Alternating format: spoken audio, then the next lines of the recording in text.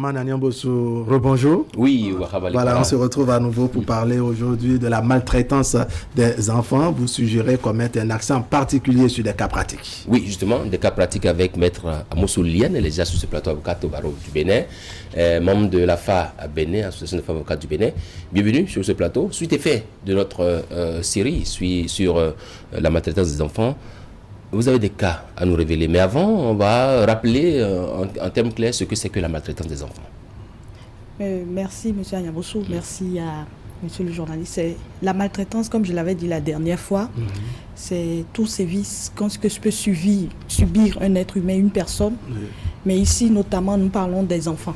Donc, c'est tout ce que les enfants peuvent subir comme maltraitance, comme violence psychologique, corporelle et sexuelle, qui ne sont pas vraiment orthodoxes, qui ne sont pas vraiment acceptés. Ils sont quelque peu inhumains. Inhumains, que l'on peut traiter de maltraitance.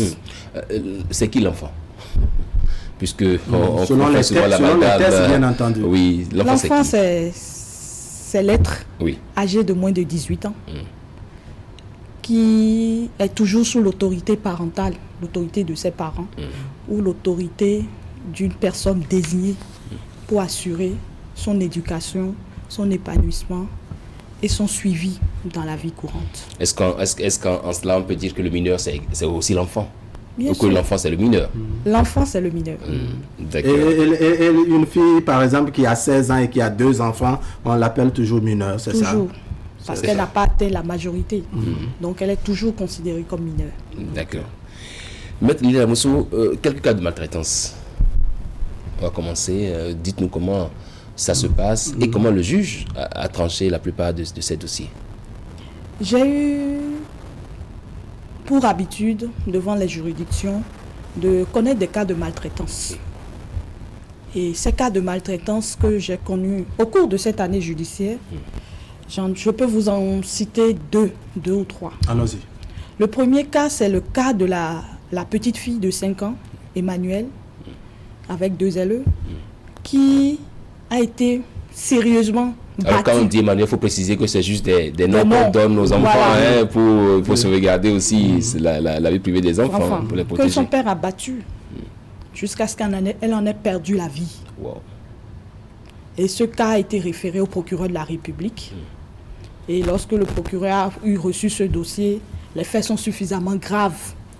Et à l'issue de ces faits, son père a été placé sous mandat de dépôt, c'est-à-dire il a été mis en prison. Et le dossier est en cours d'instruction devant un cabinet d'instruction ici à Cotonou. Naturellement. Puisque mort s'en est suivi. Oui, mort s'en est suivi. Et, donc, et la raison évoquée par le père pour se défendre, c'est que quand je lui parle, elle n'écoute pas, je suis séparée de sa mère ne vit pas avec moi, c'est très difficile pour moi que je puisse réellement éduquer cette fille parce qu'elle ne comprend rien de ce que je dis. Par conséquent, il faut l'éliminer. Par conséquent, il faut la battre tout le temps. Elle est tous les jours battue. Wow. C'est très farfelu comme argument, Eman. Ouais. Tous les jours battue jusqu'à ce que mort s'en ait suivi. Et c'est ça qui aujourd'hui est récurrent. Et surtout dans les foyers où le père et la mère ne sont plus ensemble, où c'est le père qui doit prendre la responsabilité de l'enfant. La famille recomposée en quelque sorte. La plupart du temps, on constate des sévices réels sur les enfants, que ce soit des filles comme les garçons. Et aujourd'hui, c'est devenu très, très, très récurrent. Ouais. Un autre cas, allez-y. Oui. Un autre cas, la dernière fois, j'en ai un peu parlé, c'est le cas de l'enfant qui a pris ses excréments, dont on a donné les excréments. À manger tout à fait. À manger les excréments de sa mère. Non, c'est ses propres excréments. Et c'est du fait que la mère n'est pas sa mère biologique. Et sa mère biologique serait décédée déjà. Ouais. Et le père, ne voudant pas prendre ses responsabilités vis-à-vis de cet enfant, l'a confié à la belle-mère, qui en fait ce qu'elle veut. Et elle a obtenu 12 mois d'emprisonnement ferme. Le père également a été condamné à une peine. Et les deux, aujourd'hui, ont été punis pour ces faits-là. Et l'enfant, aujourd'hui, suit les soins dans un centre d'accueil. Oui, mais est-ce que ces sanctions, 12 mois d'emprisonnement, est-ce que ces sanctions sont de nature à décourager vraiment les auteurs de ces actes? On aurait bien souhaité que ces sanctions découragent. Oui. Mais pour ma part, je trouve que C'est un peu... C'est pas léger, mais 12 mois de prison, c'est quand même un peu. Mais on aurait pu encore accompagner psychologiquement également ses parents, parce que je me dis que c'est des cas où ses parents aussi, peut-être dans leur enfance, ont été maltraités. On suivi des sévices. On suivi des sévices. Et aujourd'hui, eux, ils ne connaissent que comme moyen d'éducation pour leur propre enfant que le bâton. Et donc, pour ma part, c'est vrai, la loi a cadré tout ça, la loi dit ce qu'il faut faire, il faut donner des peines, tout ça. Mais au-delà de ça, il faut également un suivi psychologique pour que cela ne se répercute pas sur les autres enfants qu'ils auront. Parce que c'est des parents qui ont perdu l'estime de soi. C'est des parents qui ne sont plus réellement stables pour même éduquer leurs propres enfants. Voilà. Le cas de Gilles Christ, le cas de Emmanuel, est-ce qu'on peut avoir quelques éléments sur ces deux cas-là? Gilles Christ, lui, il a 11 ans. 11 ans, lui, c'est celui qui a porté les chaussures de sa belle-mère. Ouais. C'est ce que le père a déclaré à la barre. Oui. Il a porté les chaussures de sa belle-mère.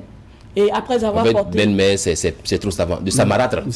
Voilà, de Samarâtre, oui. Et le fait qu'il ait porté les chaussures, Samarâtre se serait plaint à lui. Et lui, qu'est-ce qu'il a fait? Il a pris la main du petit, qu'il est parti mettre, collé à un truc ardent chaud, qui lui a brûlé toute la main. C'est sadique, à la limite. Et c'est sadique. Il était... Je peux vous dire que le juge a eu la même réaction que vous en lui disant « Est-ce que vous avez besoin de faire ça avant de pouvoir corriger votre enfant ?» Il a dit non, de comprendre. Juste pour avoir mis les pieds, n'est-ce pas, dans les chaussures de sa belle-mère, de sa marâtre, comme on dit. Et il est allé plus loin. Je vais vous dire ce qu'il a raconté. Il dit le petit enfant aurait trouvé un billet de 1000 francs, il aurait pris le billet, il l'aurait ramené à la maison, et que il pensait que c'est avec ce billet qu'il allait lui acheter une chaussure, et comme ne l'ayant pas fait, il est parti mettre les pieds dans la chaussure de sa marâtre, et c'est tout ça qui a fait qu'aujourd'hui, il l'a tapé, il lui a brûlé toute la main. Ah bon? Il aurait peut-être même coupé les pieds pour qu'il ne trouve pas de pieds à mettre dans les chaussures. Je ne crois pas, mais c'est la raison qu'il aurait évoquée pour pouvoir... faire subir tout ça. Je comprends, mais très énervé. Quelle a été la sanction de cet acte-là? Là, le juge n'a pas voulu vraiment sanctionner, le mettre en prison sur une longue période. Il a eu 3 mois de prison qu'il a eu à faire et une peine de sursis. Ces sanctions sont souvent si souples, sont tellement si souples que ça ne décourage pas, maître Lydiane Amoussou. Ça décourage. 3 mois d'emprisonnement, il va se dire, bon, je vais sortir bientôt et on va se retrouver. Il y a plusieurs cas. Le cas de Bilal, par exemple. Bilal, que l'est-il arrivé? Allez-y, dites-nous. Pour le cas de Bilal... Bilal, c'est âgé de 5 ans, issu d'une famille séparée, voilà, au CI. Au CI. Oui. Bilal est au CI, et puis Bilal, qu'est-ce qu'il a fait? Parce qu'il va à l'école, il n'assimile pas bien les notions que son père lui donnait. Oui. Et comme son père a été séparé de sa mère, Bilal aussi est devenu le bourreau de son père, où on le bastonnait tous les jours, on lui donnait tous les sévices qu'il faut. Et c'est les voisins qui ont su dénoncer ces faits, et Bilal a été sauvé. C'est ça. Son père également a été condamné pour ces faits.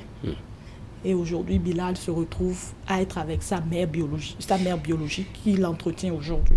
Il y a aussi que dans le cas de Jenny, par exemple, les voisins ont joué un grand rôle. Oui. Qu'est-ce que Jenny a fait? Dites-nous. Jenny, elle, toujours le prétexte aujourd'hui. 8 ans. Oui, elle aussi, c'est une fille. Elle a été placée chez sa tante. Ouais. Sa tante l'utilisait à des fins vraiment de maltraitance, où c'est elle qui se lève à 4 h du matin, qui fait tous les travaux domestiques. C'est elle qui subit tous les jours les coups. À 8 ans? Oui, les coups. On se lève très tôt. La première se levait à 8 ans. Voilà, les coups de la tante. C'est pas possible. Les coups des enfants de la tante. Oui. Et les coups de tous ceux qui pouvaient venir dans la maison, qui estimaient qu'il fallait lui porter des coups. Le voisinage a dénoncé. Elle a dû fuir d'abord. Oui. Elle a fui. Voilà, elle a fui.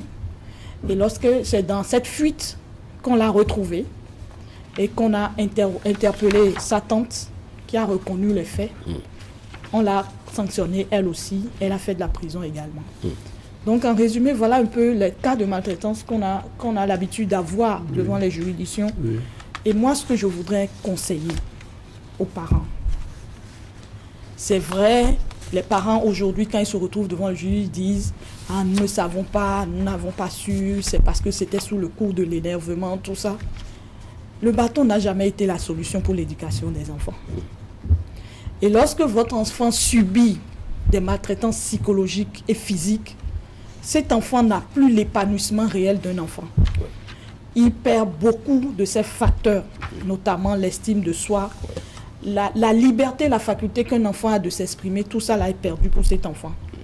Et moi, ce que je voudrais souhaiter, c'est que aujourd'hui, nous parents, et surtout nous, les acteurs de la justice, nous puissions également, au-delà de l'application de la loi dans sa stricte rigueur, accompagner quand même les parents en les sensibilisant. Ouais. Au niveau de la foi, nous essayons de le faire en sensibilisant et en montrant aux parents que la violence entraîne la violence. Ouais. C'est ça. Mais lorsqu'il y a assez de communication et que lorsqu'on parle aux enfants, aujourd'hui, les enfants sont en mesure de comprendre et que le bâton n'a jamais été la solution.